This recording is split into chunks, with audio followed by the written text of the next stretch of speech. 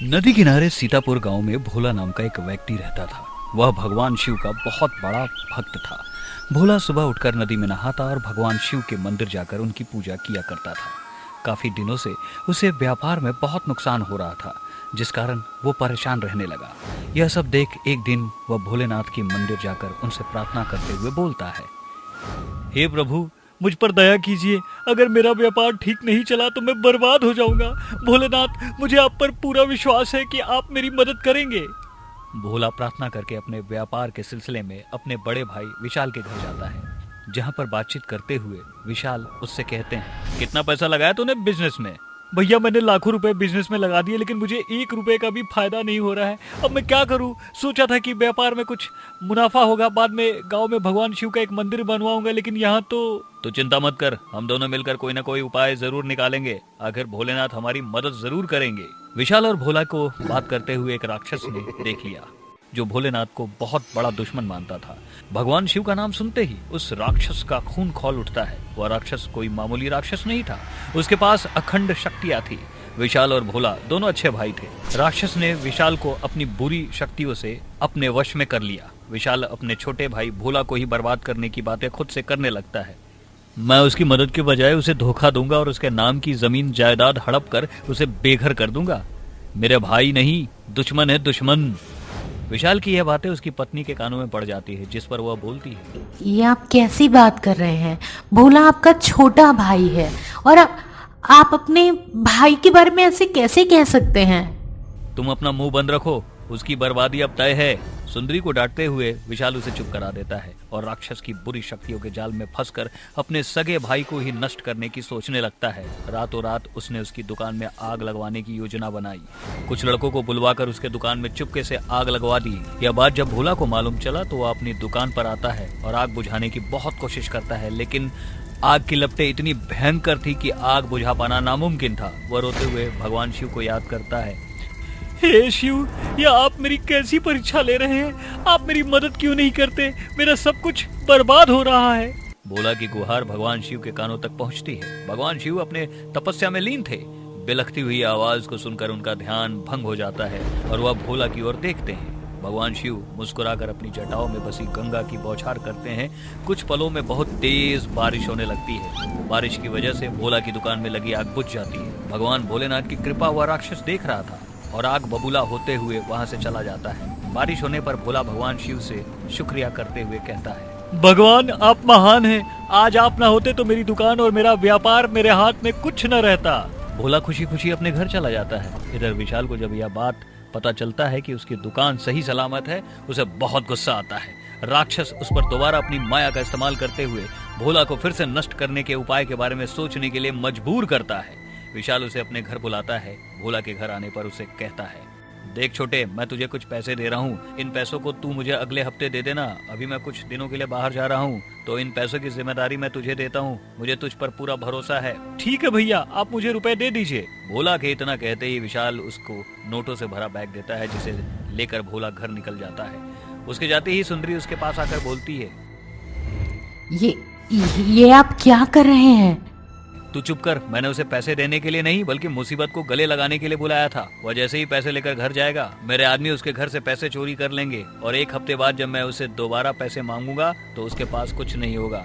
मेरे दिल को बहुत तसल्ली मिलेगी। आपको जरा भी शर्म नहीं? अरे थोड़ा तो भगवान से डरो। मुझे भगवान से डर नहीं लगता, तू अपने काम में ध्यान दे। ये आपको क्या हो गया है? आप कभी इस तरह से नहीं कहा करते थे। सुंदरी विशाल को बहुत समझाती है, लेकिन वो नहीं मानता और भोला के घर में अपने कुछ लड़कों को भेजकर पैसे चोरी करवा लेता है। कुछ दिनों बाद जब विशाल उसके घर जाकर पैसों की मांग करता है तो भोला के पास रुपया नहीं होता। विशाल इस पर सरेआम इल्जाम लगाते हुए ढिंढोरा पीटते हुए बोलता है, देखो देखो, पैसे के लालच में भाई भाई का ना रहा। मैंने इसे पिछले हफ्ते अपने पैसे रखने के लिए दिए थे, लेकिन अब जब मुझे जरूरत पड़ी तो मुकर रहा है। भैया भैया, मैं सच कह रहा हूँ, मेरा विश्वास कीजिए, मेरे पास पैसे नहीं है। आप मुझे इस तरह से जलील मत कीजिए। लो देख लो गांव वालों, एक तो मेरे पैसे नहीं दे रहा, ऊपर से कह रहा है कि ऐसा मत कहो। मेरे पैसे 3 दिन में वापस चाहिए, वरना मैं पुलिस केस कर दूंगा। विशाल धमकी देकर वहां से चला जाता है। भोला पैसे लौटाने के लिए अपना घर बार जमीन जायदाद बेचकर उसे पैसा वापस करने के लिए पैसा इकट्ठा करता है। वह अब बेघर हो चुका था। वह भगवान शिव के मंदिर जाकर फूट फूट कर रोता है, जिस पर भगवान शिव उसके सामने प्रकट होते हैं। पुत्र, उठो और हिम्मत से काम लो। जिस भाई को तुम अपना भाई समझ रहे हो वह किसी राक्षस की बुद्धि के अनुसार चल रहा है। मैं उस राक्षस को खत्म कर दूंगा। इसमें तुम्हारे भाई की कोई गलती नहीं है। मैं हमेशा तुम्हारे साथ हूँ।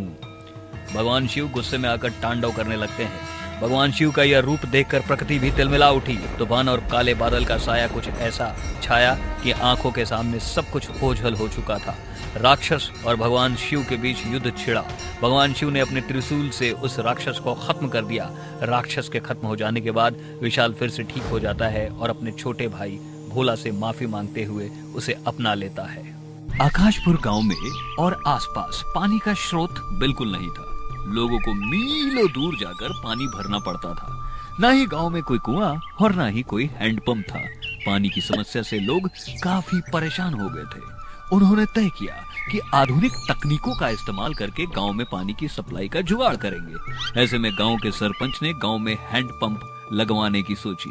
गांव के सभी लोगों की हाँ हुजूरी के द्वारा एक सरकारी हैंडपंप लगवाया गया, जिससे गांव वालों की पानी की समस्या काफी हद तक खत्म हो चुकी थी। लेकिन एक दिन अचानक हैंडपंप से पानी की जगह कीचड़ बहने लगा। आसपास हैंडपंप से पानी भर रही औरतों ने टिप्पणी करते हुए कहा, अरे ओ शोभा बहन, जरा देखत हो, नल चलावे पे पानी नरक जैसा आवत है। न जाने हैंडपंपवा के कौनो चुड़ैल नजर मार दी। हाँ बिमला बहन, हमें भी ऐसा लागत है कि कौनो पिचासनी टोना मार दी हिस, नहीं तो कबहू ऐसा ना होत रहे। बहनिया, अब बतावा कैसे पानी भरी, घर में खाना कैसे बनी? का बताए बहनिया, हमारे घर में खुद ही पानी नहीं है। हमका लागत है कि गांव से मीलों दूर जो नदी है ओमे से पानी लावे के पड़ी।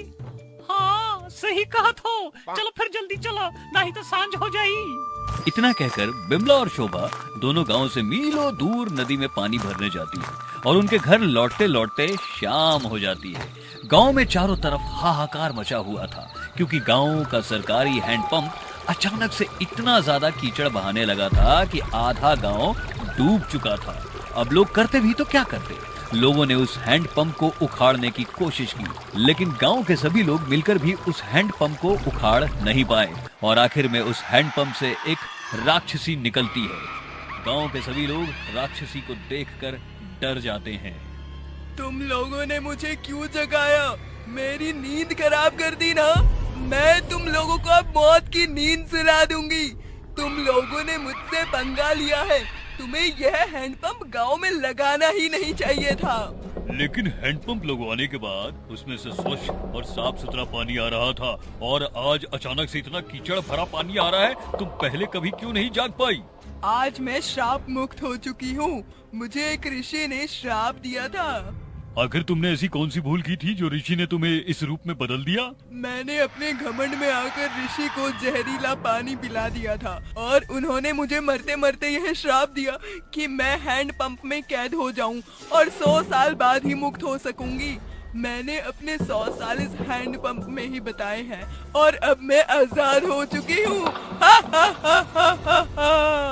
हम गाँव वालों ने तुम्हारा क्या बिगाड़ा है? आखिर तुम्हें हमारी जान लेने से क्या मिलेगा? अगर तुम लोग मेरी मदद करोगे तो मैं इस हैंडपंप को छोड़कर हमेशा के लिए चली जाऊंगी। कैसी मदद चाहिए तुम्हें? तुम्हें मेरी मुक्ति के लिए गांव भर में एक यज्ञ रखना पड़ेगा, जिसमें इस हैंडपंप का कीचड़ भरा पानी डालकर मुझे शुद्ध करना पड़ेगा। तभी मैं हैंडपंप से मुक्त हो पाऊंगी। ठीक है, हम तुम्हारे लिए यज्ञ करवाएंगे, लेकिन तुम हमसे वादा करो कि मुक्ति के बाद तुम यहाँ और इस हैंडपंप में कभी वापस लौटकर नहीं आओगी। मुझे शर्त मंजूर है। मैं वादा करती हूँ मैं मुक्ति के बाद किसी को भी परेशान नहीं करूँगी।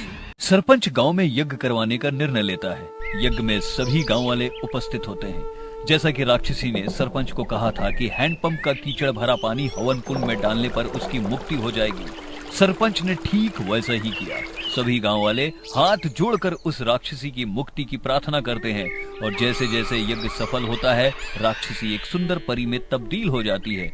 वह सभी गांव वालों को बोलती है, आप सभी का धन्यवाद। मैं आप सभी की आभारी रहूंगी, क्योंकि आप लोगों ने मेरी बड़ी मदद की है। इसके बदले मैं आप सभी को कुछ देना चाहूंगी। परी ने अपनी पलकें झपकाई और गांव वालों के पास आधुनिक तकनीक से चलने वाला मोटर का सामान आ गया। परी अपनी जादुई छड़ी घुमाती और गांव के हर एक घर में मोटर अपने आप लग जाता। परी द्वारा गांव के हर एक हिस्से में बिजली की व्यवस्था भी की गई। गांव वालों का जीवन आगे बहुत सरल हो गया और व्यवस्थित भी। सभी गांव वालों ने मिलकर उस परी का धन्यवाद देते हुए बोला, आप तो देवी हैं, हमार गांव के तू शहर बना दी, हम आपके कैसे धन्यवाद करी।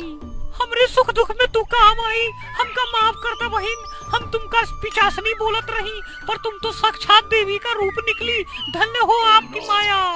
आज आपने जो हमारे गांव के लिए किया है उसके लिए बहुत बहुत धन्यवाद। किसी ने सही कहा है कि कर भला तो हो भला। हमें मालूम ही नहीं था कि हमारे गांव का आधुनिकीकरण इस तरह हो जाएगा। धन्यवाद तो मुझे आप सभी लोगों का करना चाहिए, क्योंकि आपने ही मुझे राक्षसी से परी बनाया है। आखिर में हम सबको यह सबक लेना चाहिए कि हमेशा बुराई को खत्म करने के लिए अच्छाई का सहारा लेना ही पड़ता है।